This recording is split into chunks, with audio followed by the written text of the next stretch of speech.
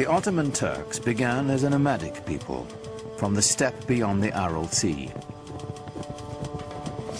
For centuries they had wandered present-day Turkey looking for new pasture lands.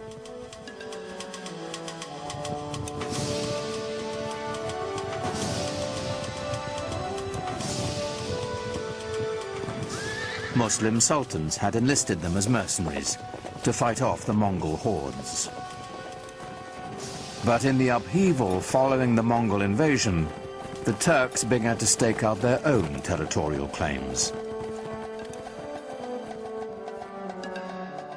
From their ranks emerged a warlord of legendary ambition. His name was Osman Bey. It's said that Osman had a miraculous dream of a magical tree whose many branches foretold his siring a powerful lineage. One wonders how much of it is truth, how much of it is legend. It makes a lovely story. And miracles are always more easy to digest than reality. I don't think he realized that he was setting up such a fantastic dynasty, a dynasty that was to rule the crucial link between 3 continents. The followers of Osman became known as Ottomans. They considered themselves warriors for the faith, or Ghazis, whose destiny was to bring Islam to the world. Ghazis were somewhat like freelancers who moved the empire forward either for ideology, theology, or for the sake of pure conquest. They were probably very brave, never thought about themselves or any harm that could come to the group by going into dangerous conditions. But it made the Ottoman Empire almost fearless, going into regions that nobody had been there before. For the early Ottomans, the direction of expansion would always be to the west, for good reason. They could not expand to the east or to the south because those were controlled by their brothers, the Turkoman emirs, the Muslims, and a Muslim should not be fighting against a Muslim, so they said at the time. So the only place he could expand was towards the Christian territories westward. Osman's warriors moved to the north and west across the Anatolian plateau, into territory controlled by the traditional Christian power in the area, the aging Byzantine Empire. By Osman's time, the 1,000-year-old Byzantine Empire was reaching the end of its age, dwindling to an isolated stronghold in Eurasia.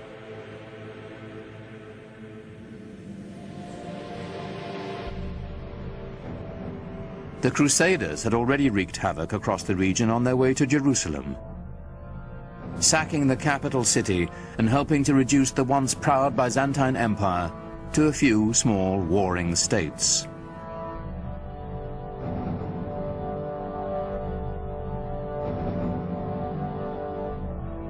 The Ottomans quickly overran these splintered Byzantine factions, uniting northwestern Anatolia into a single domain.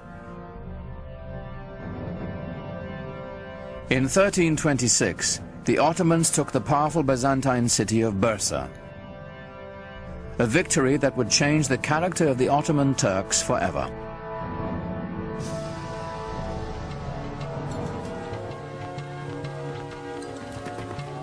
The most important part of Bursa was that it enabled Osman and his descendants to establish a seat of the government. The restless nomads of the steppe would settle down to build an empire. What we're witnessing is this huge demographic event. The movement of a whole civilization from a nomadic way of life to a settled way of life.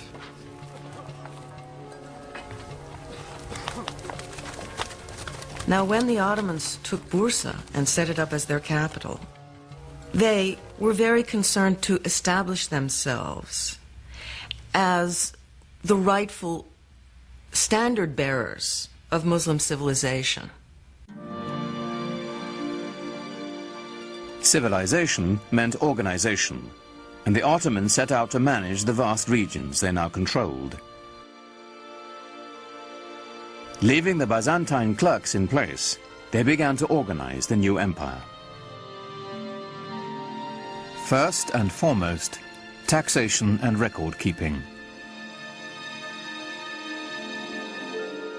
The word bureaucracy has since lost its noble connotations.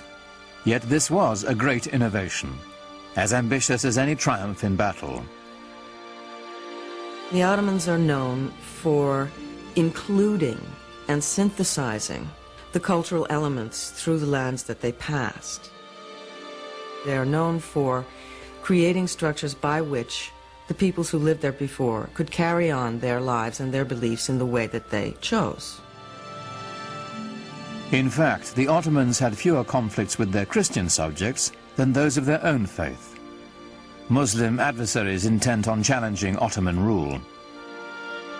One of the bureaucratic, or let us say management problems facing the Ottomans was that there were still rival Muslim sort of proto-kingdoms around them. I mean, they were conquered by the Ottomans, but they had old grudges to bear. And they had certain claims to dynastic glory of their own. And they were constantly worried about these old Muslim families rising up and creating a rebellion. And so the story goes that they felt it would be imprudent to have the army made up of these sorts of people.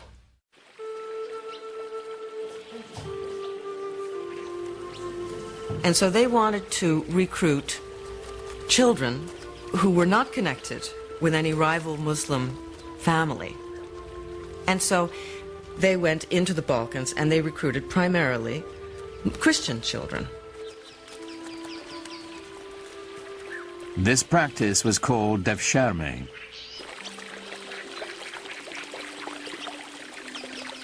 The young boys were technically slaves of the Sultan, but they weren't treated like slaves. First, they were brought into the Muslim faith, taught rituals of washing and prayer, and the Arabic and Ottoman languages. This served a political as well as a religious purpose. Through the devshirme system, the Ottomans could create a caste without any conflicting loyalties to tribe or family. The children had such great future that a lot of the times Turks or even Muslims pretended that their children were Christian-born and would register them with the devshirme officials. The system was so beautiful in that they only had one allegiance, to the Sultan. No family, no region, no other ties. These children were then given the best possible education available in the world, perhaps, at the time.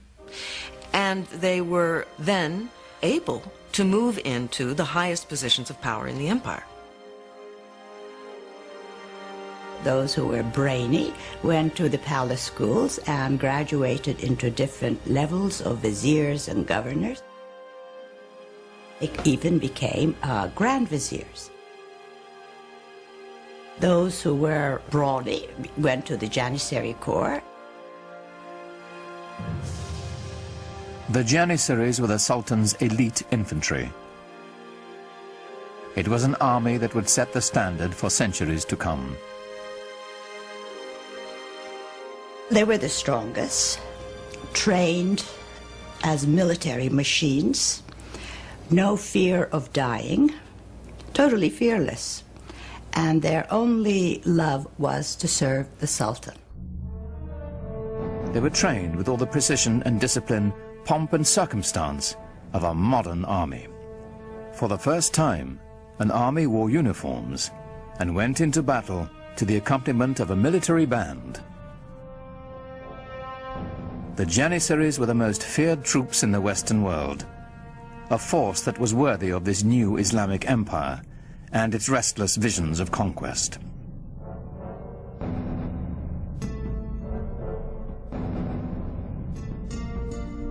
By the middle of the 15th century, the Ottoman Empire spread from present-day Turkey known as Anatolia, deep into the Balkans, with one critical exception. It must have galled the Ottoman Sultan that with his domains now stretching all the way into Asia and far, far into Europe in the west, there remained right in the center of his domains the greatest prize of all, the capital city of Constantinople, the most powerful, the richest, the most magnetic city in the entire world, still in the hands of the dying but not yet dead Byzantine Empire. To the Ottomans, Constantinople's strategic and economic importance was considerable. Its symbolic significance was even greater. It was the city. There was no other city. If you were going to rule that area, obviously you would rule it from that city.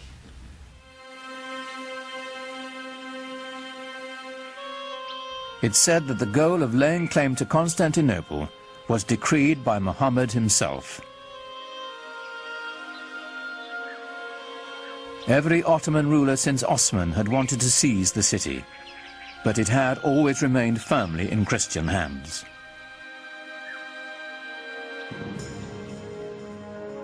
Then a sultan came to power whose dreams of conquest would not be denied. History would honor him as Mehmet, the conqueror. When he assumed the sultanate, he was only 12 years old, but he was already well versed in Ottoman politics. To remove any threat of competition for power, he had his half-brother strangled. The empire always meant everything, more so than the family.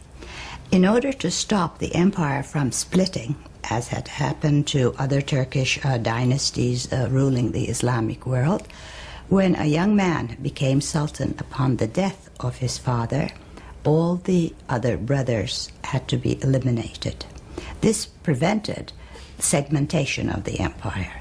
It may have been cruel, but it worked for the Ottomans. When on the death of his father he finally then took over, it meant an enormous change in the policy and direction of the Ottoman Empire, in the direction of a much greater energy. Mehmet immediately set his sights on the one prize as grand as his ambitions. Mehmet had to conquer Constantinople. There was no other choice. Constantinople was sitting like a perfect gem or a perfect fruit waiting to be picked. By the middle of the 15th century, the city was a shadow of its former self. The population had plummeted from 400,000 to a mere 50,000. But a besieging army would still be at a tremendous disadvantage. Constantinople was surrounded on 3 sides by water and massively fortified. It was encircled by a triple ring of walls nearly 100 feet high and 30 feet thick. And they had already stood for 1,000 years. But Mehmet had an answer for these walls. And part of the military superiority of the Ottomans came from their sophisticated and diverse use of the possibilities of gunpowder.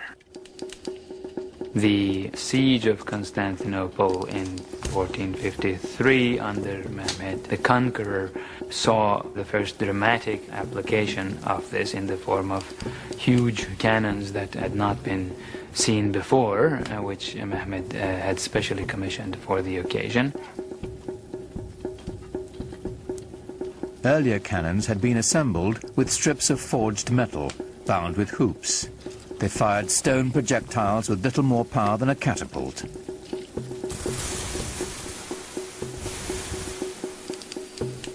A new breed of cannons could be cast of solid bronze and packed with enough gunpowder to propel metal cannonballs with staggering force.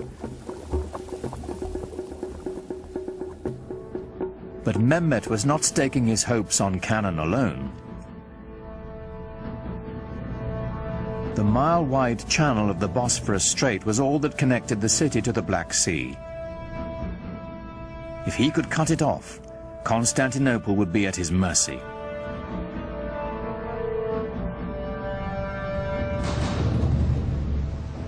Mehmet needed to construct a strategically positioned fortress to close the strait. He built it right in the shadow of the great city walls.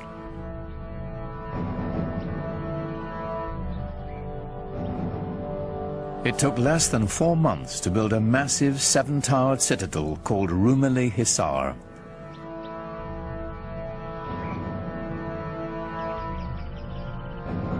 Mehmet himself is said to have carried stones during its construction.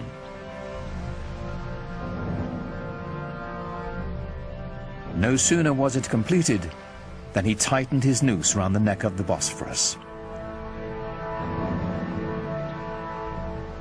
The first ship to defy his orders to stop was sunk, its crew decapitated and its captain impaled on the castle walls.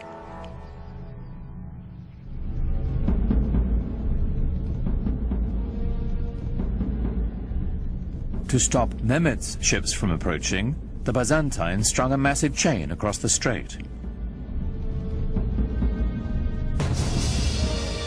On April 22nd, 1453, the besieged city watched in horror as Mehmet's troops hoisted 70 of his ships ashore, sliding them over land on greased planks past the barrier chain.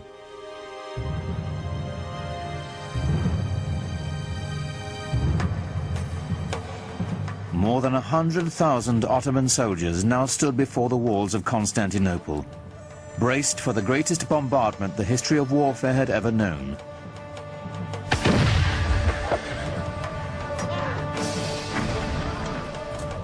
Under relentless fire, the city's 7,000 Christian defenders held out for nearly a month. In desperation, the Byzantines who occupied the city appealed to their fellow Christians across the continent for help. But of course, Europe in the 15th century was completely incapable of mounting any kind of a concerted opposition to the rising Turkish threat in the east.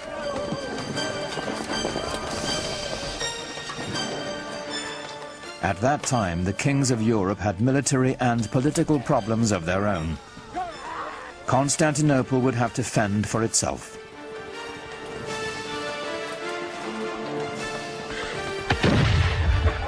Shortly before dawn on May 29, 1453, the Turkish army breached the walls of the city. Within hours, Constantinople was in the hands of the Ottomans. Mehmet rode into the city and went straight to its most celebrated prize, the magnificent church of Hagia Sophia. Built by the Emperor Justinian in the 6th century, its name meant the Church of Holy Wisdom. It was the largest enclosed space in the world. Surely other groups of Muslims and the Ottomans themselves had come across many, many churches. They had seen churches before. But they had never seen anything, nobody had ever seen anything like Hagia Sophia.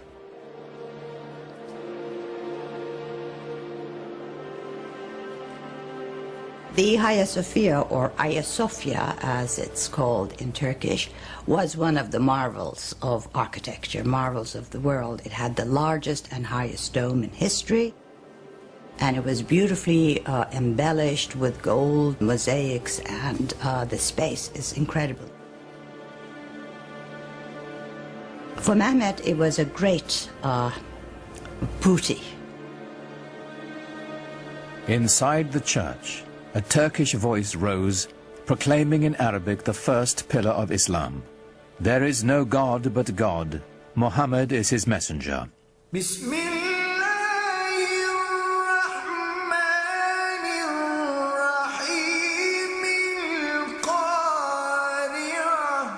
The single greatest church in Christendom was now a mosque.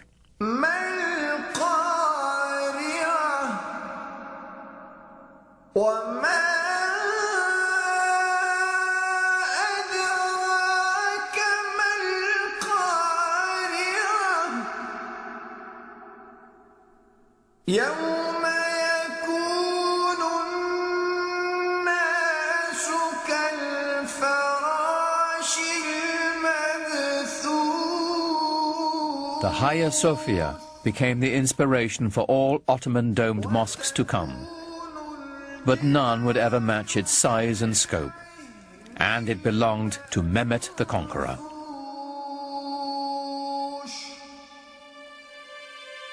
News of his triumph sent shockwaves around the world. For Europeans, it was a concomitant disaster. Constantinople was, after all, the new Rome. It was Constantine's capital city. It was the symbol of Christian dominance in the East.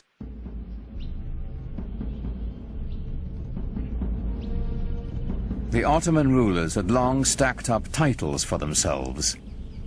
Khan, which is Turkish for emperor. Shahi Shah, Persian for king of kings. And Sultan, the Arabic word for ruler. But now, with all the former Byzantine Empire under their command, Mehmet and his successors claimed yet another title, Holy Roman Emperor. The Ottomans had reached the gates of the West and were poised to push on towards what they now claimed as their ultimate destiny, the conquest of Europe. That quest would fall to the most legendary sultan of all. He was born at the beginning of the 10th century by the Muslim calendar, and he was the 10th sultan descended from Osman. He was a child of destiny, whose greatness was expected.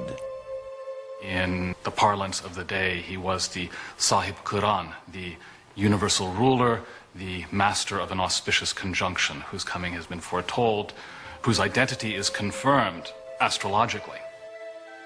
His name was Suleiman, after Solomon, the wise king of the Old Testament. The Ottoman Empire would reach its apex under Suleiman's reign. Suleiman was extremely well educated. He was trained to the Sultanate from the day he was born. As a young prince, he formed a relationship that would have a tremendous impact on his life and on the empire as well. And when he was still a crown prince, he also developed a great friendship with a convert, a Greek convert who took the name Ibrahim. The two were very close in age and apparently very close in other ways, personally, intellectually, educated together to a certain extent. And as was common practice, when Suleiman acceded to the throne on the death of his father, he took his faithful Ibrahim with him to Istanbul.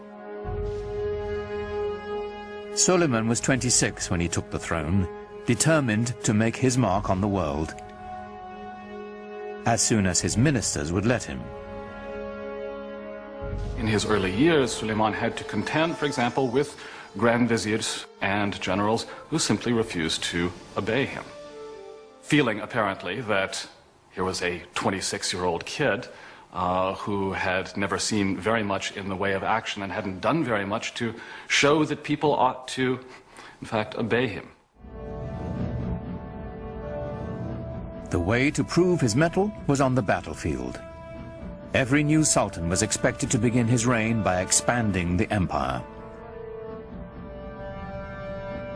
Ottomans now controlled Kurdistan, Egypt, and the holiest cities of Islam, Mecca and Medina.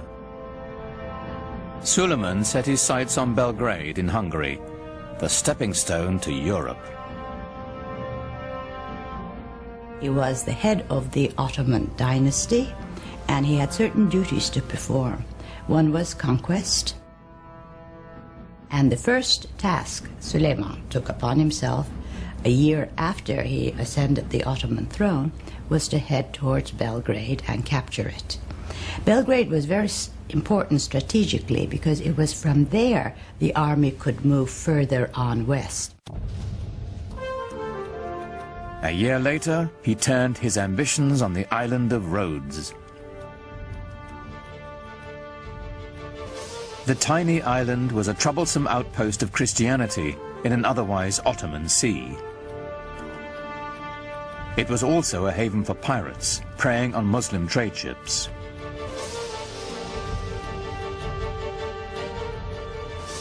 The 50,000 defenders of Rhodes manned one of the strongest forts in the world.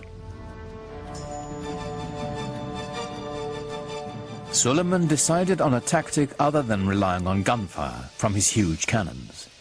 A new tactic, seldom used until that time. The Ottomans are the first major force to actually develop new ways of harnessing gunpowder to the cause of military expansion in creative ways. Ottoman sappers dug out a series of 50 tunnels near the base of the fort so they could mine its foundations.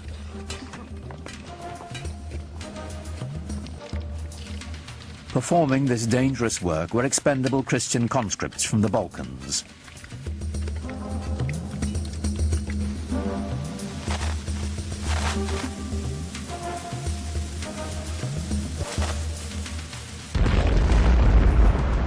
The resulting explosion signaled a furious 6-hour Ottoman assault. But the Turks were beaten back. Then, after 145 days of siege, the exhausted Christian defenders finally negotiated a truce. The Ottomans had won.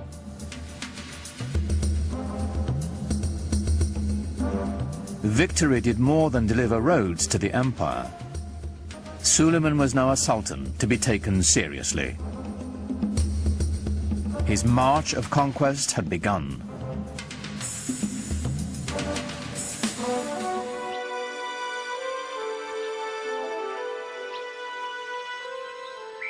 Europe grew to fear the name of Suleiman.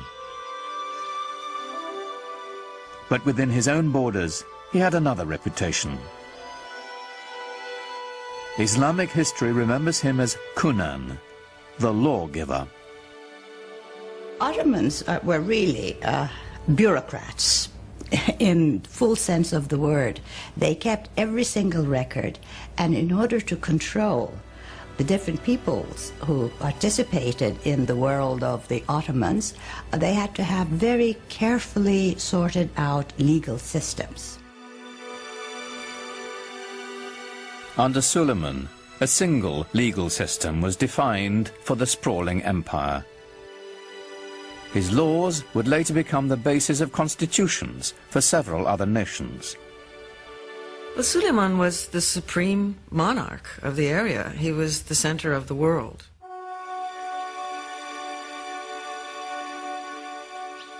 He inaugurated a classical age in Ottoman architecture, commissioning some of the most spectacular buildings the world has ever seen.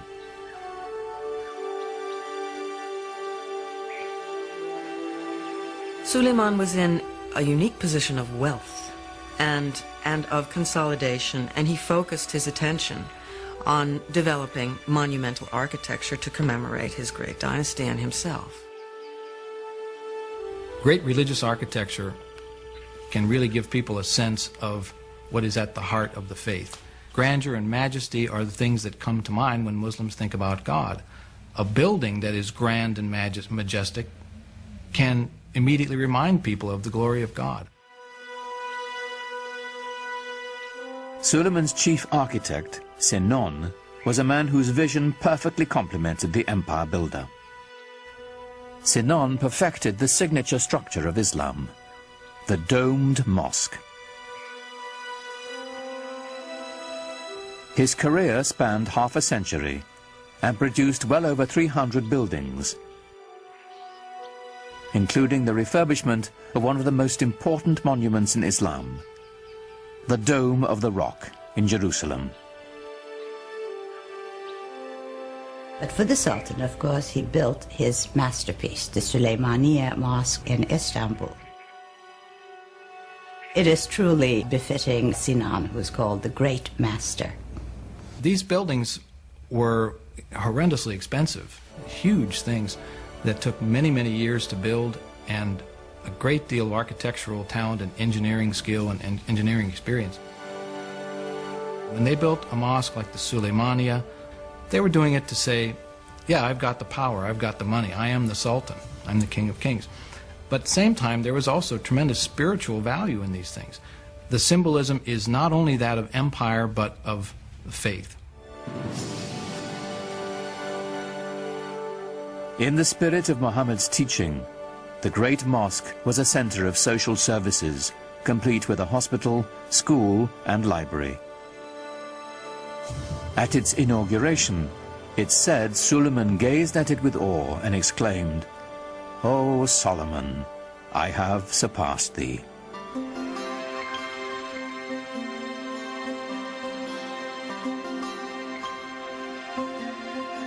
No less impressive was Suleiman's palace. Topkapi was both the seat of government and his private dwelling. Suleiman was also a great patron of the arts. And since the empire was very rich, the best artisans were there. So everything started flourishing. The architecture or the arts of his period show the first golden age of the Ottoman world.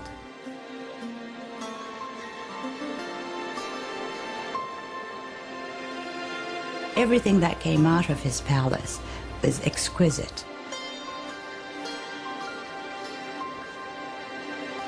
Suleiman himself was a goldsmith. Ottomans believed that every sultan had to have a tangible trade. Being a sultan was not considered a practical or a tangible trade. And he was a very demanding patron, insisted on checking the work, even commissioned few things. And I think each artisan group or each corps working for the palace tried to outdo one another to please the sultan, because to please him had wonderful rewards.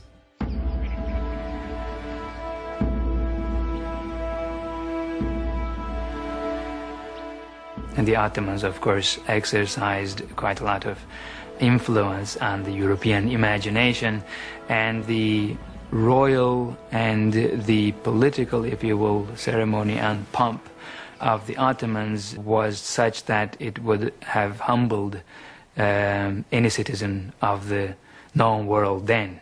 This was arguably one of the greatest world empires, and European observers could not walk away without feeling of respect for the sheer power of the Ottomans.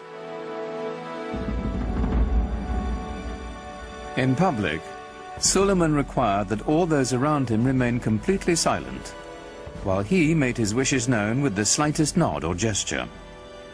It must have been a tremendously impressive sight to see the courtyard of the palace filled with some 6,000 or 7,000 janissaries and other functionaries, no one saying a word. What was going on here was the creation of a sovereignty so mysterious and yet so far-reaching as to be seen as nearly divine. As Suleiman's power grew, his lifelong friend Ibrahim rose in the court structure. And Ibrahim Pasha, who became a Pasha later on, became his devoted Grand Vizier. In fact, Ibrahim married his sister. So they were not only good friends, they were also related.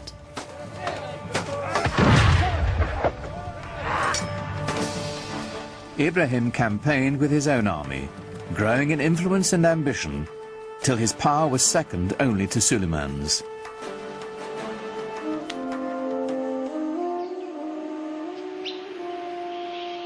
But for power and ambition, the secret world of the Sultan's harem had no equal.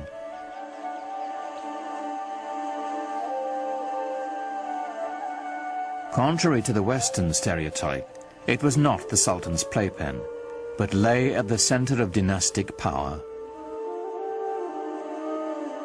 The harem was the private quarters of the Sultan. We tend to think of the harem as where the women live, but what it means is the place where you're not on display.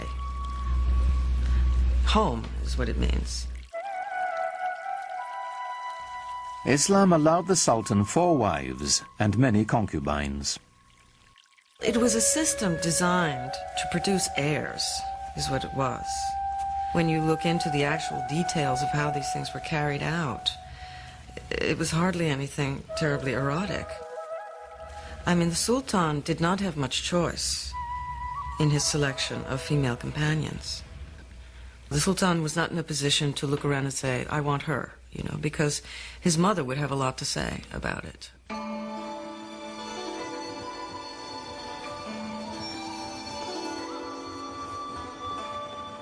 With his first wife, Suleiman had a son and heir, Mustafa. But while he was in his mid-30s, the Sultan fell deeply in love with a Slavic slave girl named Harem. In the West, we know her by a different name, Roxolana.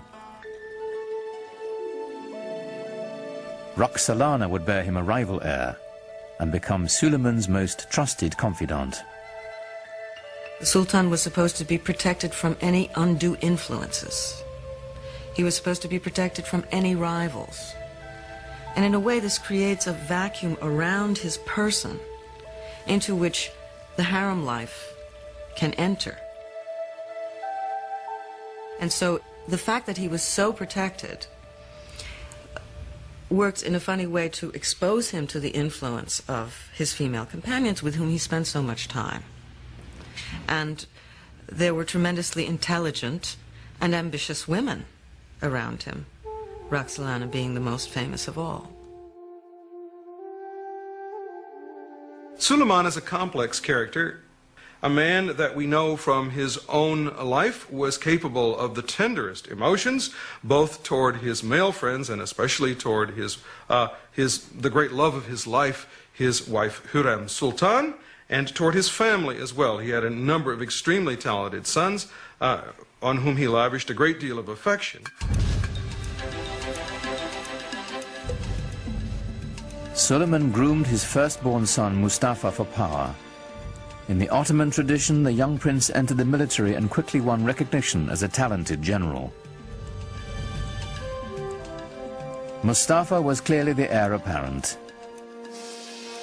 For Suleiman, the future of his empire seemed limitless.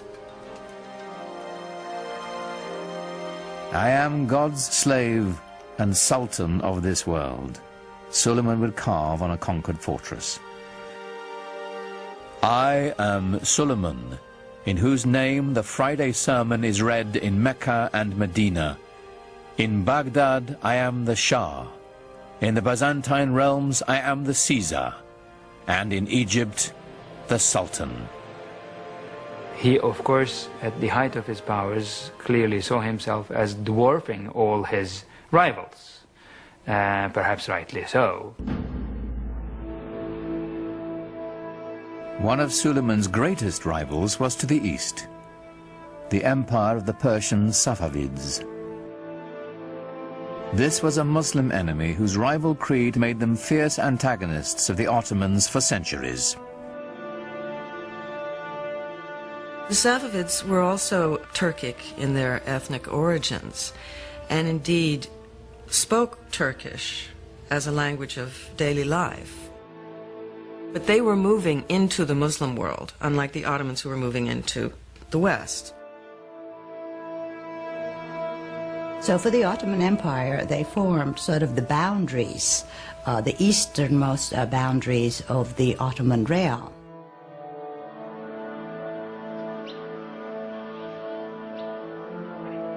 The Safavid dynasty was Shiite Muslims, bitter rivals to the Sunni Ottomans.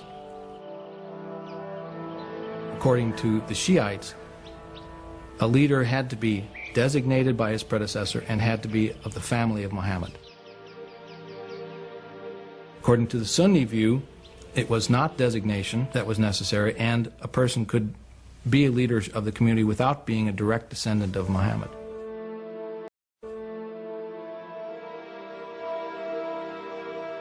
This challenge to legitimacy is the basis of the Shiite-Sunni split, a bitter division that still separates the Muslim world to this day. And I would say the Ottomans never really thought of themselves so much as Sunni until the Safavids came forth as this rival Shi'i. So the Safavids developed a rival ideology to the Ottomans, which then became an occasion for war over, of course, what wars are usually fought over. Wars are fought over land, over wealth, over territory, over prestige. And the Safavids waged a war of ideology in eastern Anatolia, which was always for the Ottomans the most worrisome part. The terrain is difficult to conquer, difficult to control. The Safavid military was formidable, but there were cultural rivals to the Ottomans as well. They were great patrons of the arts. I think we know them more for their artistic patronage than of their great conquests and laws and systems and administration. When you look at Isfahan, it is the most beautiful city in the world, and that is the Safavid city, it's the Safavid capital. But it doesn't give you the same sense of power that the Ottoman Empire had or the Ottoman capital had. It's a different sense of power. It's more eloquent, perhaps, more precious in its decoration and its ceremonial spaces. It's a totally different aspect of Islam. Safavi art and architecture is on a finer scale. It's known for its filigree. It's known for its intricate brushwork, you know, rather than for its stunning scale. In the soaring palaces of the Safavid Shahs, murderous intrigues against Suleiman and his dynasty were hatched that would reach into his very household.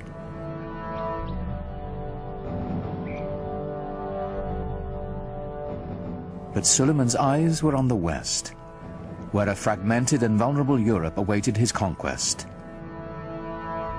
The Ottoman Empire encompassed everything from Egypt to Kurdistan, and he now had Hungary as well.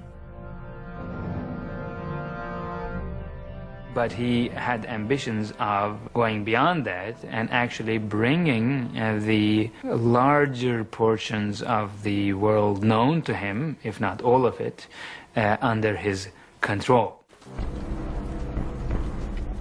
Suleiman's next step would be Vienna. Its conquest would drive a dagger into the heart of the European Habsburg Empire and open the way to the west.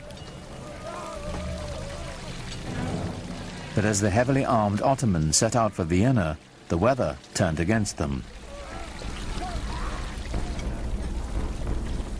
The heavy cannon that had swept the Ottomans to victory after victory bogged down in the mud.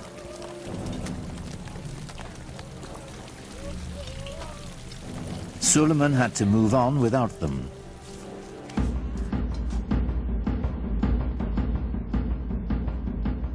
With only light artillery, the Ottomans relentlessly shelled the city. But the smallest breach was ferociously defended. After a lengthy siege, with winter fast approaching, Suleiman withdrew his forces. He was not concerned. He was sure he would return soon enough. He never did. Suleiman's failure to take Vienna was pivotal for Europe. It was the first major defeat after a long time. The Europeans had been losing and losing and losing. And this was the dawn of a new day for Europe. But Suleiman had little to fear from Europe.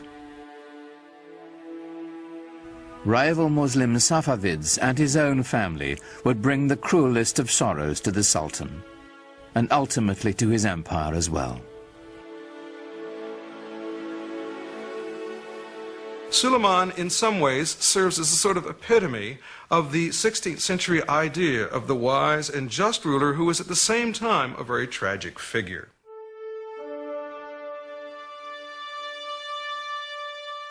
In the power-laden world of the Sultan's household, the intrigues never ceased.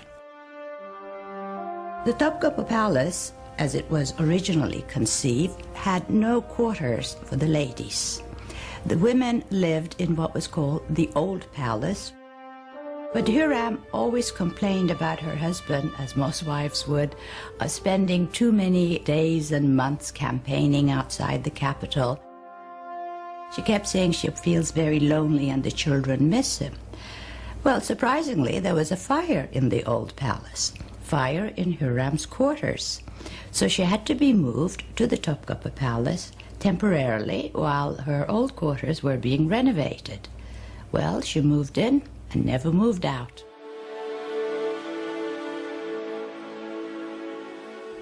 Now Hurrem was at the center of power, promoting her own son as heir apparent and immersing herself in a web of deadly gossip and suspicion. She was incredibly devoted to her husband, and any threat to Suleiman was a threat to her, and she had to get rid of it. The first threat came from Ibrahim Pasha, who assumed titles that were only given to sultans. So Hiram knew something was going to happen eventually, and to protect the empire and the dynasty, Ibrahim Pasha had to go.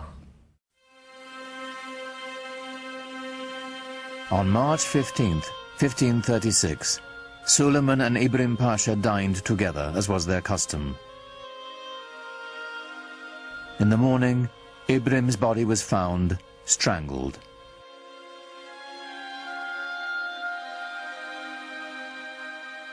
But Suleiman's desolation and loss had only begun.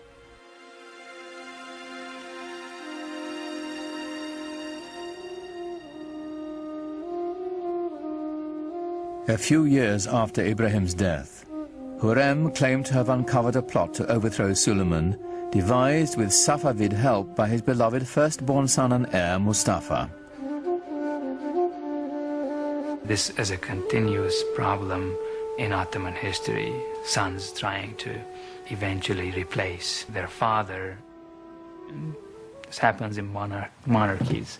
Succession could become a problem, and it was an acute problem, and Suleiman had his share of it, and perhaps did not always play his hands right. Without hesitation, Suleiman ordered Mustafa's execution, then sat by the young man's body for days, refusing to allow anyone to touch him. The best hope for the empire's future was dead.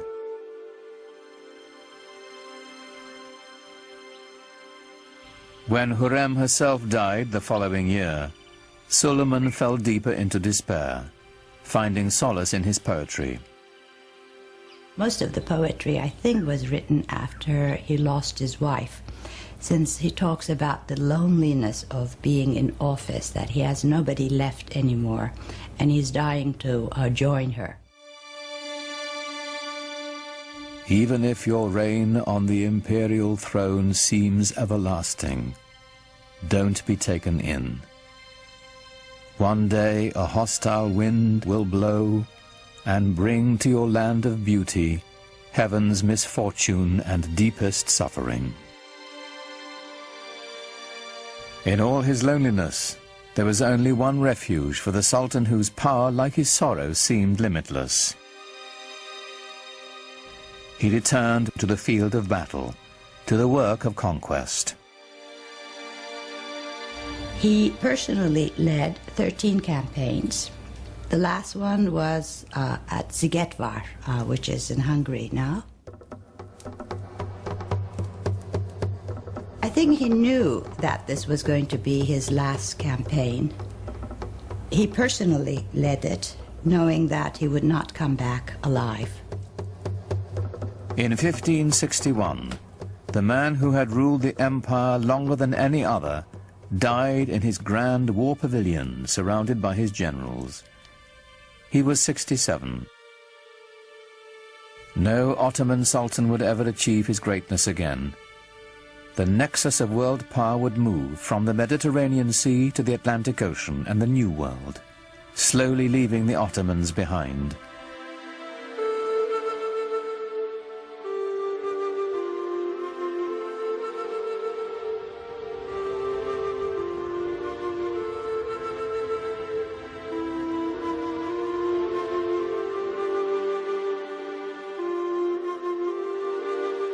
In Istanbul today, the Sufi dervishes still turn with the same prayerful pirouettes they danced in Suleiman's day. It is a meditation in motion, whose mystic origins go back even further, to the time of the Prophet Muhammad. You have become the best community ever raised up in mankind, the Quran assures all believers. Enjoining the right and forbidding the wrong, and having faith in God.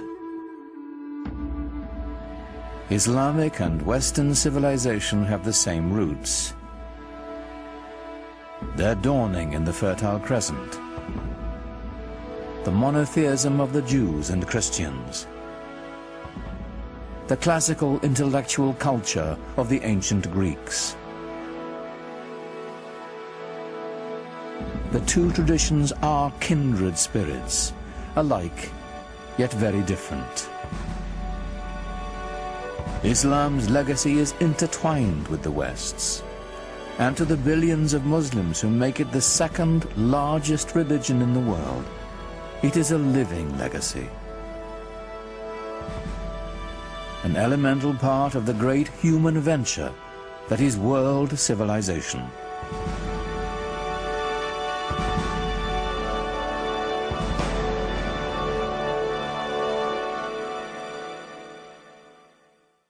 Islam Empire of Faith continues at PBS Online. Click through our interactive timeline to learn more about the history and culture of Islam, or take a virtual tour of the Dome of the Rock and other extraordinary sights. It's all online at pbs.org or America Online, keyword PBS.